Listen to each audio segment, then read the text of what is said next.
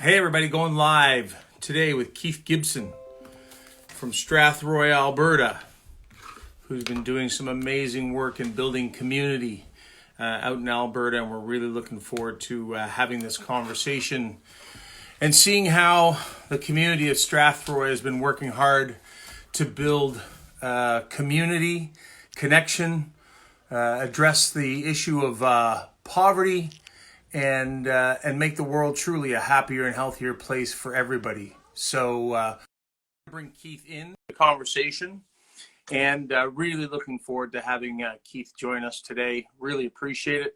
We had a last minute change to our location for shooting today, so hopefully everything goes smoothly. But as we all know, with digital technology, anything can happen. Hey Keith, how you doing? Hey, thanks. I made it. Yeah, you made it. And I think again, I had a last minute change about 10 seconds ago that's like, okay, well, we're moving to a different room. We'll set it up. We'll make it happen. But this is what I think we're all coming to grips with. We're learning new platforms, new technology. And the good news is it allows us to all stay connected. Yeah, yeah. And where are you today, Keith? I'm calling in from home in Strathcona County, just outside Edmonton. Oh, that's awesome. So we are so excited to have you here. I think I've been saying Strathroy, but it's actually Strathcona. So I made a mistake on that. My apologies. Yeah. I'm sure there's lots of people in Strathroy doing great work as well, but the work you're doing in Strathcona is what we're here to talk about today. Sure. So it's great to have you here, Keith. I'm going to do a quick little introduction. We'll read your bio, and then really I'd love to hear more about the work that you've been doing in the county of Strathcona, because I really do believe it's something that is enlightening for a lot of people. We had the opportunity to chat a few weeks ago, and I was just blown away by what you've been working on, and probably more the enlightenment that you'd gained over the course of your time working on it, which I think is really powerful. So if you give me 2 minutes, I'll come right back to you. How's that sound? Yeah, no rush. That's great. Awesome. Thank you, my friend. Hey, so hi there, everybody. This is Pete from the GenWell Project, the Human Connection Movement that was launched in 2016 as a reminder to all of us about the importance of human connection, and most importantly, inspire people to take action. We know now that we're in lockdown as part of the pandemic that human connection is something that we all need, and it certainly makes us feel happier and healthier. And the research clearly shows that as well. Since the early 2000s, it's become clearer and clearer that, most of us were told to go to the gym and eat better, but the time now is to remind us all that we need to bring down those physical and emotional barriers and connect with one another, because that's actually what will support us through the ups and downs that we're all going through, whether it's a global pandemic or frankly, some of the challenges that we face as individuals, whether that's illness, aging, divorce, struggles with addiction, or frankly, just, everyday challenges we have. We all wake up and have bad days, and just having people around who can support us through those challenging times is really important. With the onset of COVID-19, we launched Connected Conversations, a series of conversations that we wanted to connect people to ideas, tools, tips, and people who are making a difference out there with information that could actually help us all get through COVID-19 in a much happier and healthier way. And I think our conversation today with Keith Gibson is going to be a great example of the learning and the education that we are all going through right now that can help us all cope better, can help us find solutions, and help us build the resilience that will keep us all happier and healthier and get us to the other side of COVID-19 as a community. Keith, just to give your official bio here, Keith is the supervisor in the Department of the Family and Community Services of Strathcona County, where he works to support the implementation of innovative social policy to improve the lives of county residents. Prior to his current work, Keith spent nearly 2 decades in the field of sustainability, conservation, and ecology. He has worked with people and animals in the wild, community halls, classrooms, and conference rooms from the Canadian prairies to the Caribbean Sea. He specializes in helping people from diverse backgrounds finds creative and practical solutions to shared challenges, approaching his work with enthusiasm, humor, humility, and a strong faith in the tremendous opportunities that human creativity can generate in the face of overwhelming challenges. Keith holds a Master's of Science from McGill and a PhD in environmental design from the University of Calgary.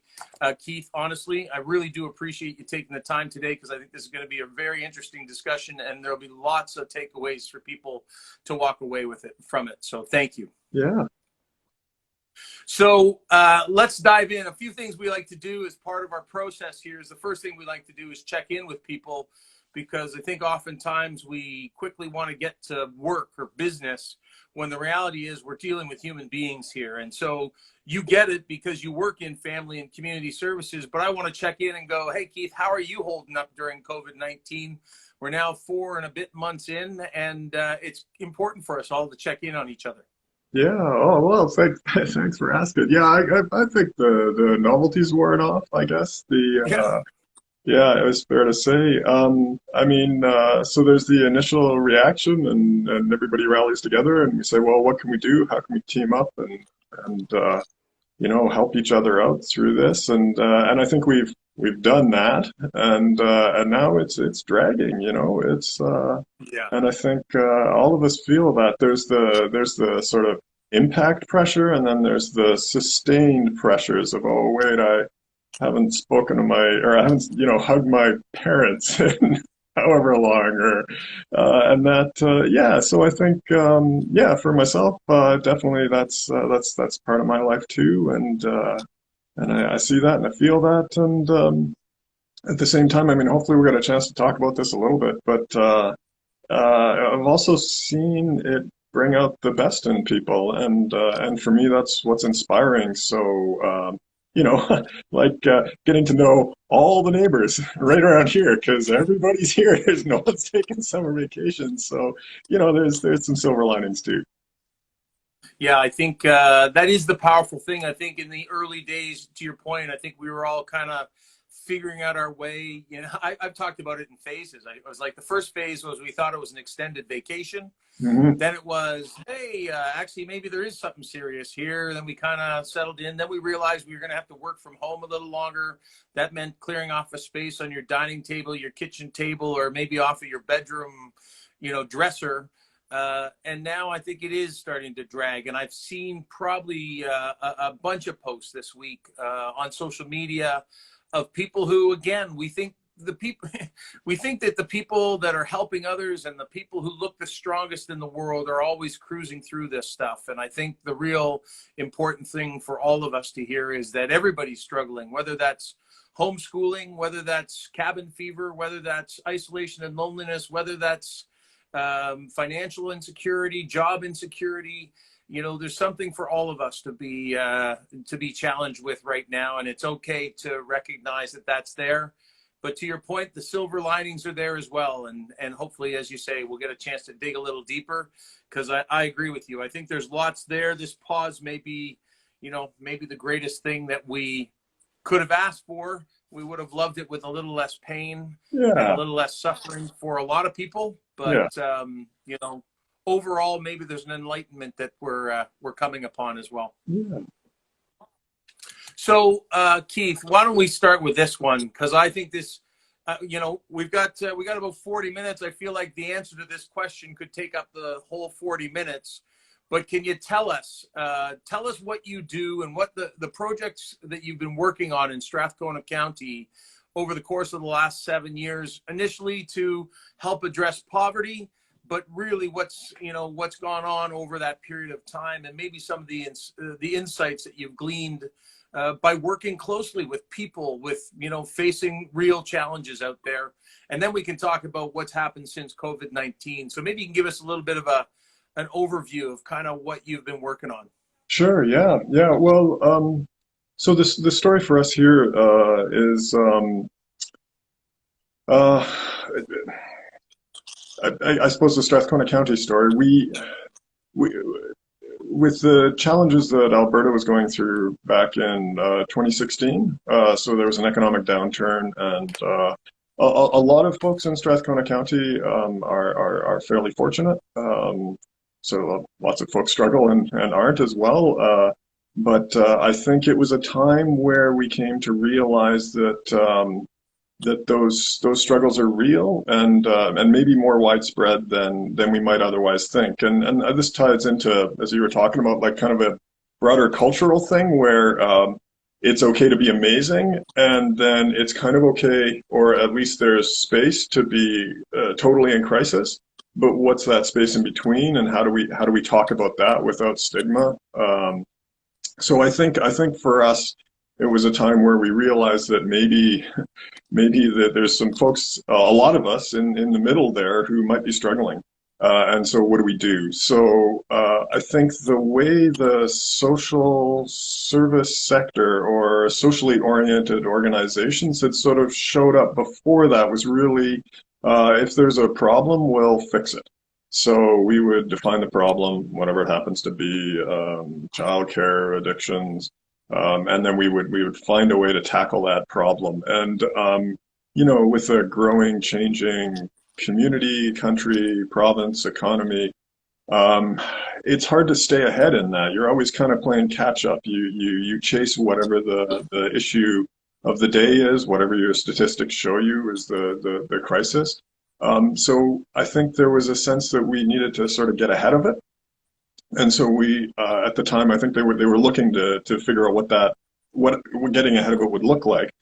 And the answer that they came up with was something that we've called the social framework, which is sort of an aspirational social policy, but one, instead of being a government thing, we've tried to share it across the sector.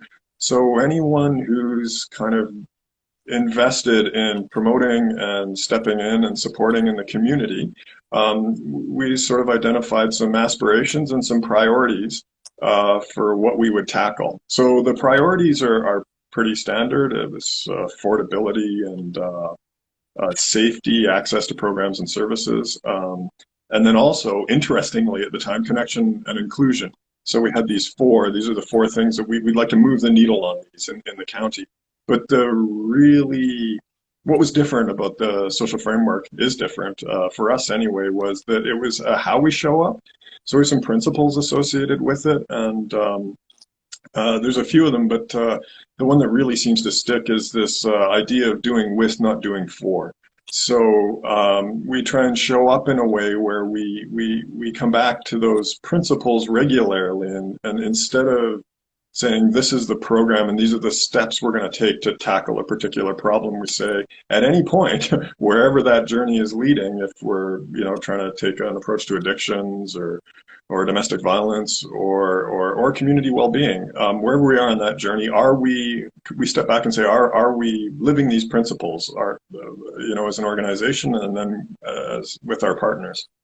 And so and what that led to was an approach where we slowly over time, well, I guess really quickly, because it's only been about 3 years since we've been running it, built up a network of trusted relationships and between organizations, between people, and COVID-19 happened and so on and so forth. We realized that having the trusted relationships is the key upstream metric for responding proactively to a changing world. We wouldn't have predicted COVID-19, but when things started to skid off the rails, then we had folks that we could talk to, and these folks had talked to each other before, and they could say, oh, what's going on for you over at the food bank, or what's going on for you at the shelter, or what's going on for you in the county, what's going on for you at the schools, what are you folks seeing? And everyone's more connected that way, and we could respond in real time. And that's kind of the journey. Keith, so much of what you just said there that, trusted relationships, building them before the crisis, because building those relationships when you're in the middle of the crisis is a lot more challenging. Having that relationship where you can reach out to somebody. I use seniors as a great example. A lot of people have said, like, Pete, how can you, as part of GenWell, build a an outreach program. The challenge is when you're in the middle of the crisis, how do you connect with somebody who you have no rapport with, you have no safety check, they don't know you, and whether it's them feeling that are fearful or you're feeling fearful, I think it is building those trusted relationships. You talk about addiction, violence, community well-being. We know that the opposite of addiction is social belonging. It's actually making people feel like they're cared for. Violence, one of the greatest ways is to make sure that people are surrounded by loving and caring people. In community well-being, we know the positive impact of social connection. So, it is, and we had this conversation before, which is I'm inspired as I listen to you because I recognize that what you guys have come upon is, I think, what the GenWell Project is built upon, which is, oh my gosh, we have this insight that says human connection by research is the single largest thing that makes us happy and reduces anxiety and depressions, it increases empathy, compassion, resilience, which is building those more connected communities that have greater empathy and compassion for one another and can make us all live longer, which is even, more of a benefit to everybody. But again, I think, most of this research really is only in the last decade or two, and most of us were never educated on it. So, it's amazing to hear the journey that you've been on and the discovery that at the end of the day, it was about solving for one issue, but you actually recognized, again, I think this is a bit of the medical system and maybe some of the things you referred to, which is we have to stop waiting until people are in crisis, whatever that crisis is. And that is by creating that community well-being and those connections and bonds that actually help us, stay out of the crisis, because you're surrounded by love and community. And I do believe that maybe the silver lining is this pause that's really waking us all up, because this is the first real crisis. Our generation has not really been through a war where we had to rally together and come out of our homes. Half the community, as you were saying at the start, half the community was probably thriving in the oil sector at one time, and the other half probably was suffering. But those two shall not meet, and until they recognize and understand each other, maybe those people in the middle, as you referred to it as, get a little lost.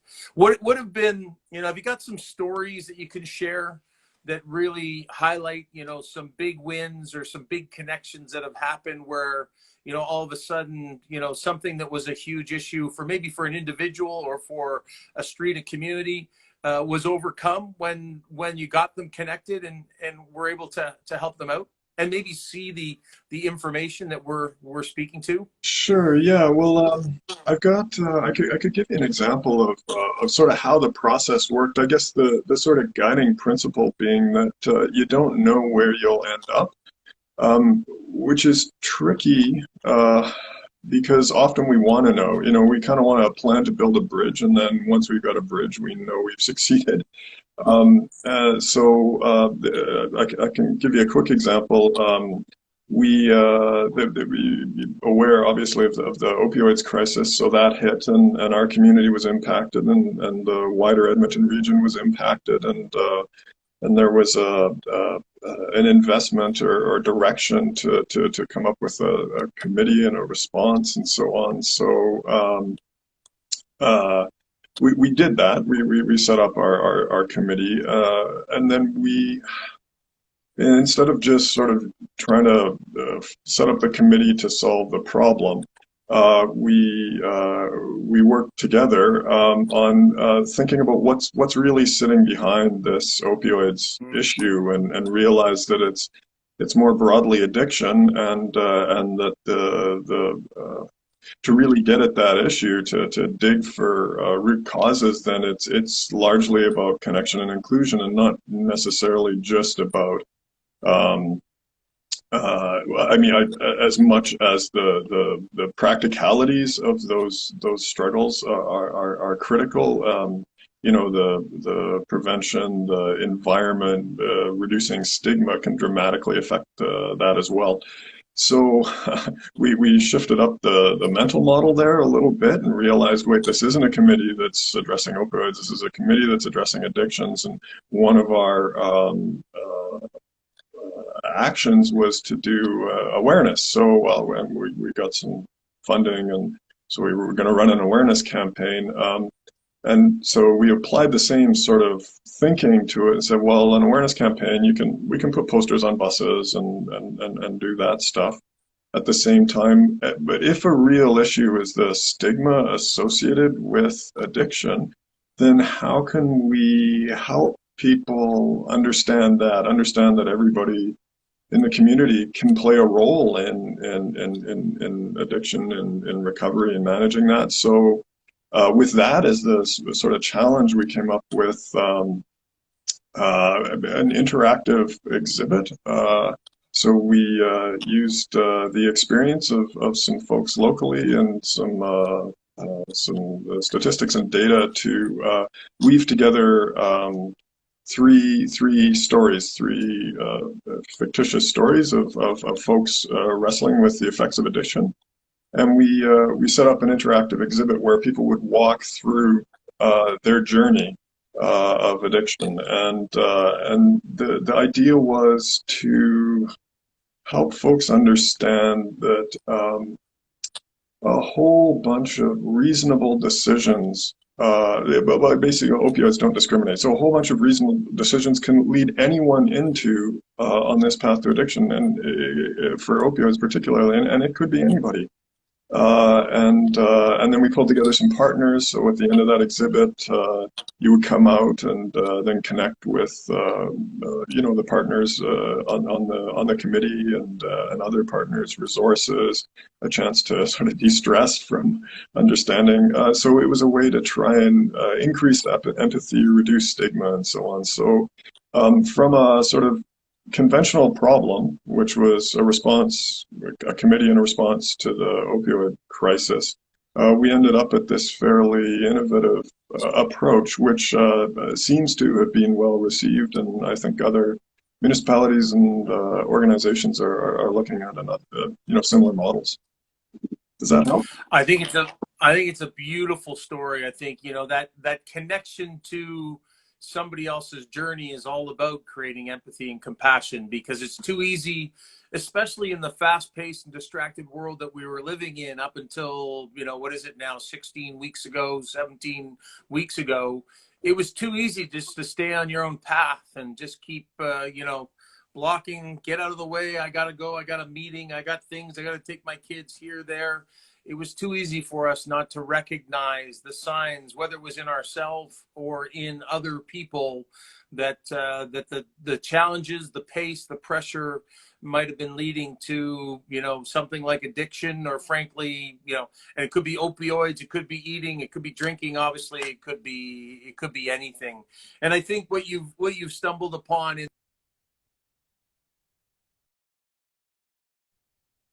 hearing people's stories. And one of the things that we've tried to do with the GenWell Project is we rally people around 2 weekends a year, Keith. And the whole reason to get people to hopefully, across this country, get connected on 2 specific weekends are we know that seasonal transition is difficult for people. And if we identify any one weekend for a specific community, whether that's seniors or people that are struggling with addiction or whatever, you create the stigma by saying, hey, this weekend is about reaching out to your best friend who's got an addiction problem. Instead, what the GenWell Project wants to do is give everybody a reason to reach out just because it'll make you feel better, and it'll make everybody that you connect with feel better as well. And there's no reason other than to share the love and the human connection that makes us all a happier and healthier place. So I think that combination, whether it's at a GenWell weekend and talking to somebody who openly shares their story, so that you can feel a greater understanding and empathy for them, or that program that you put together, which I think beautifully, because I'm sure one of those stories, I can only imagine, it was a successful man or woman who, lost a job. And, that was the first peg that went, and then it was the second peg, and then it was the third peg. And I really do believe that, there was a lot of people, until 16 weeks ago who weren't making the time or taking the time to actually understand other plights that people were facing. And I think that was a beautiful execution. So kudos on that one. Yeah, and I guess what I love about what you're saying is, and we keep coming across this. It's hard to do because people are tough. But is to see people as people first. So, someone might be a senior. They might be wrestling with addiction.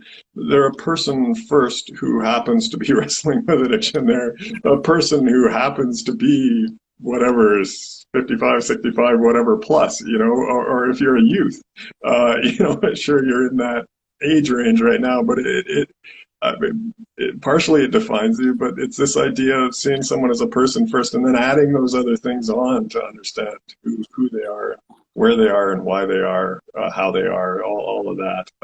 And that's tough. I think that's one of the harder parts of connection. So, yeah, and part of our journey has been this seeing connection. When we started, it was one of four things, and we've slowly seen it sort of migrate to the center of what we do and how we approach things. So, if we've got working together with folks around youth issues or working together with folks around seniors issues, what sits at the center there are some principles about how people are people and how people need to connect. So, yeah, I like what you're saying. It really resonates. Yeah. Hey, I know you and I will agree on everything, and that's obviously that's why I wanted to have you on the show, because I think the enlightenment that's come over time is so powerful. It's interesting. A lot of people thought that the GenWell Project was a campaign for seniors when I first launched it, and I said, yeah, but here's the problem. Telling seniors that they've got a loneliness and isolation issue doesn't help the seniors. It's actually the rest of society that needs to wake up to the issues that they're facing, so that, to your point, they can treat them more human-like and go, hey, actually what we should do is actually make you a part of our community, because those multi-generational relationships can add so much value to the challenges that we're facing. If anybody's been through challenges that can help our younger generations cope with something like a COVID-19, it's probably some of the older generations who've been through some ups and downs in their life. Just a thought. Yeah, that certainly makes sense. Maybe a couple of things to share from our experience based on what you're saying there. And one of them is this. I think you spoke to it right there too. Is this idea of both and. So as much as we've sort of learned it as we implement this stuff, as much as it's great to lean into the upstream, into the connection. At the same time, this stuff cashes out in real life, and real life cashes out in these categories, and that's often how the decisions get made for all kinds of good reasons. That's how funding gets allocated for all kinds of good reasons, or anyway, all kinds of reasons, good and different, bad. But that's the way it is. So the practice, the challenge is to be able to hold both of those, to say, yes, we're engaging with seniors, and yes, as we do that, we're keeping an eye on trusted relationships. We're keeping an eye on treating people as people. And so that both and idea, and it's not easy. It's not even easy to just do that, though, the one, to keep an eye on both. And to your point at the beginning of the show, I think these stories often sound inspiring when we stop and look backwards. You say, oh, wow, you did this, and you did this, and you did this, and you ended up there, and that's great.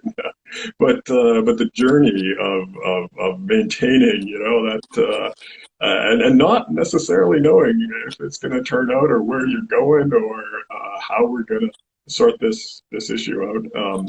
Anyway, so that both and piece, I think that's been a profound learning for us, and something a space that we continue to live in. I think it really is. That's really powerful, and I think trust me. You've been working on this for 7, although the focus really in the last 3 years has been the new direction. Yeah. GenWell's been around for 4, but if you look at the information, obviously the research that I'm referring to in many cases is early 2000s. But when you look at some of the experts, whether it's Dr. Vivek Murthy in the U.S., whether it's Robert Waldinger at Harvard, whether it's Laurie Santos at Yale, all these people are, there's Emma Seppala at Stanford. All of these experts are the ones who are now putting up their hands and screaming that, hey, human connection is the root cause of almost all of our challenges, and or the opportunity for us to support people that are going through those challenges.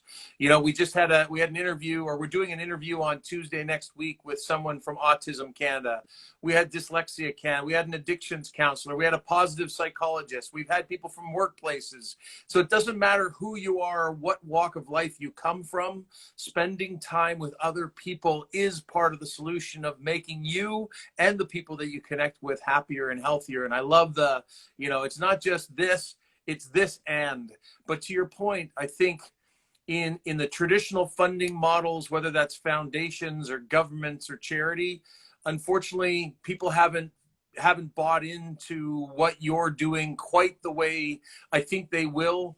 But hopefully with the combined efforts, I know that next Thursday we're interviewing Casley Killian, who's also a Harvard student, came from Queens, and who's been focused on the importance of human connection. And I think as long as we continue to highlight the work of people like yourself and the community of Strathcona, and seeing the results and the happiness and the positive movement in your community, highlight the experts that are talking about it, I think we really do have an opportunity right now to maybe shift the paradigm from just treating the symptoms that we've been doing for 100 years and actually saying, okay, and John Tory, the mayor of Toronto, we were chatting with him about a year ago when we did some videos with him. And he said, Pete, this is the only solution moving forward. This is pre-COVID. He said, governments don't have the money to keep addressing, health, the system's bursting at the seams. If we don't find a way to start taking care of people before they get sick, we're going to be in a whole heck of a crisis. And so here we are in the middle of a pandemic. And I think the work you're doing is more important now. And really, it's the work that you did before now that is paying off in the middle of the crisis. So I'd love to ask you that question. What's happened in COVID-19? What are the benefits that you now see for the 3 years of work that you put in place, that infrastructure, those connections, those bonds, those bridges amongst communities and amongst organizations? What are you seeing as the benefit now when the community's in crisis? Sure, yeah. So one of the big benefits was, so we have something called the Social Framework Leadership Table, which is a group of leaders and senior representatives from local organizations, wide range of local organizations. And they're all busy people, and they've all made time over the last few years to show up and talk. And I'll be honest, we weren't 100% sure exactly what we would solve with that table. So we know that having these folks talking is valuable. We know there's a bunch of issues, and maybe it focuses on this one, maybe it focuses on them. Over time, I think by creating a space where they see value in coming together, they sensing community trends, what each other is noticing, sharing resources when possible, they stuck together for a few years. And then when COVID hit, all of a sudden everybody was really keen. This is a table that has experience, so we shift across to a digital platform. Experience catching up, right? So shift across to a digital platform, up the frequency of meetings. Each organization is seeing this little picture of the community, this little piece of what they're hearing from their clients, from their participants, all of that, and it was scary. It was really scary. We didn't know what would happen. We didn't know what was happening. We didn't know how people were reacting. So this group had this experience of coming together, and they came together digitally and would share. And I mean, even at the most basic level, for all of those folks who stepped in then to know that other people were out there watching.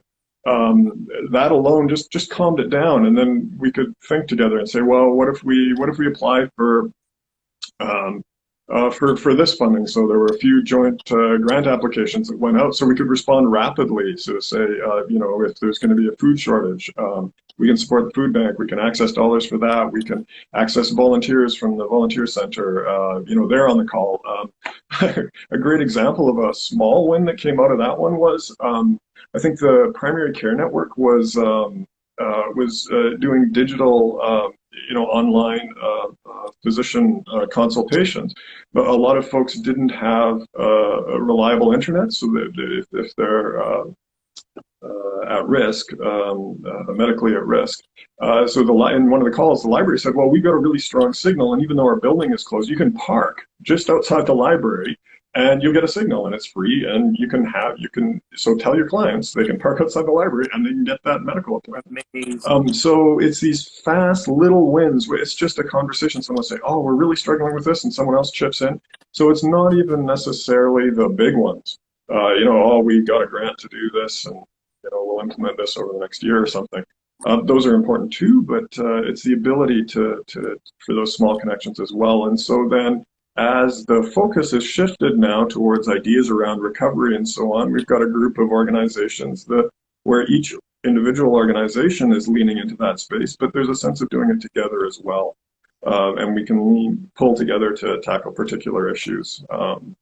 So does that help? I think it's such a beautiful story. I'm sure that everybody at the social framework leadership table had no idea about the role that they were going to play in the middle of a pandemic. Yeah, and that's I know it in good times. It's tough to rally people to come to a meeting. I don't know, once a month, once a quarter, whatever. Yeah.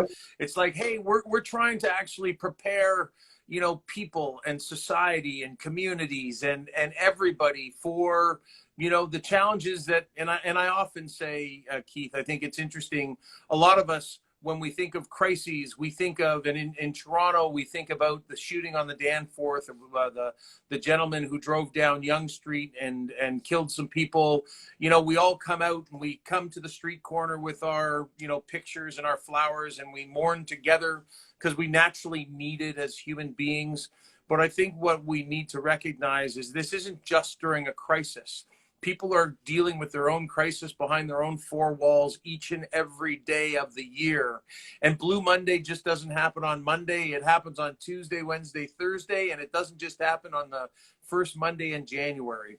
And I think what we're all talking about here is building greater connections amongst human beings so that nobody going through a crisis goes through that crisis alone. And I think that social framework leadership table, probably after that first meeting you had virtually post-COVID, probably went to themselves, wow, this is what Keith was talking about. This is what the team was talking about. This is what we've been, call it practicing for, meeting for, is to actually say, hey, I already know Keith, so now I don't need to build the relationship while we're in the middle of the crisis. So did anybody on that team kind of come to you afterwards and say, wow, I had no idea what this was all going to lead to, or really see the value, the true value of it in something like this, which was a crisis affecting everybody? Did anybody ever, step up to you and make a comment? Yeah, I mean, we've certainly had a few indications for sure of that, where folks have said, I get it now. I get it. Why? Yeah. Why you were trying, and at the same time, I think one of the beauties of if this is done well is that it feels natural. So then you say, Yeah. well, of course. Why wouldn't you?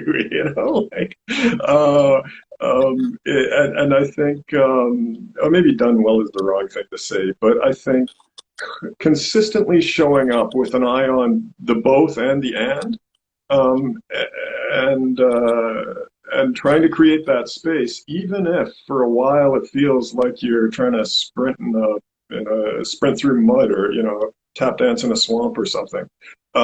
There'll be and all of a sudden, and it'll click, and then it'll feel natural. And the beauty of that is because it draws on the locally appropriate and specific knowledge and expertise and wisdom that's there. So it's not something where you say, well, you could take the Strathcona County approach and replicate it somewhere else. It grows where it is. And what allows it to grow is sort of holding to those principles as opposed to holding to the specifics or the outcomes. So that yeah, that's the tension. Yeah. Ideally, it should feel natural, I guess. Keith, again, I'm just so, I almost want to come to Strathcona County and spend a few days with you post-COVID, obviously using physical distancing protocols, of Yeah. course. But, I think you're right. If we can build greater bonds between people, and if we can get communities to come together, and communities may be for an individual, it could be friends, family, neighbors, colleagues. Our communities are more than just the geography that surrounds us.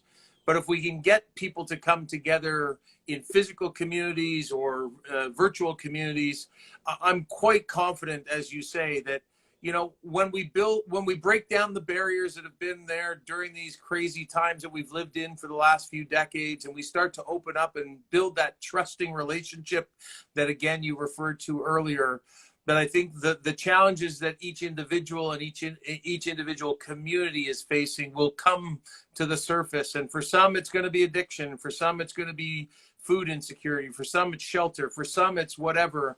But when those bonds are there, I think the magic happens. And I'm just, I'm so in awe of the structure that you've created out there. And again, the stories, the big story for me is actually all the work that you did leading up to the pandemic, and recognizing and having people go, oh my gosh, this is what you've been talking about. This is when we're going to need each other. In good times, you're right. We all get caught up. We're on our own path. We're running and racing. But, even in good times, there's people that are struggling, and just raising that consciousness and awareness can make a difference. Yeah, one thing I definitely share from our experience, or my experience, even going back before I came to the county, is that well, I suppose two things. One is that one of the reasons for that both and thing is that often we have really good language to explain stories or situations in those terms. So the economic terms, or project or program based terms, or as an addiction issue, or as even a community well being issue. There's words for that. There's frameworks for that, and all that kind of stuff. And we don't really have that language around connection. So it means we often end up having to cash it out, tell those stories in those ways, in those terms, as opposed to saying, look, it doesn't matter what the issue is. I see people as people. My neighbor matters to me. So that would be one and that's why I think your work and any of these conversations is so important, that by kind of fumbling together and talking about the examples, we start to build that language. What's common about this, and how can we describe it? And then the other piece would be that it's quite hard. So not to dismiss, like one of the from my research and so on, or it sort of ended up in this place of the idea of paradox. So people are absolutely the answer to almost all the pressing problems that we're facing. And people are quite often also the problem. So it's equally true that as long as we have each other, we're never going to run out of problems, and that together we can solve every problem that's going to come up. And so I think holding that it's okay that, sometimes we're going to argue, and sometimes folks are going to slam the door and walk out, or not agree with it, or it's totally not going to work, and say that's okay. It's through the challenges we pick up. Well, what did we learn? What do we still have that's common? What else can we create when the situation changes? That in terms of the practice, it's not that it's easy. And but it's a rewarding path, and maybe the only path. I guess, Keith,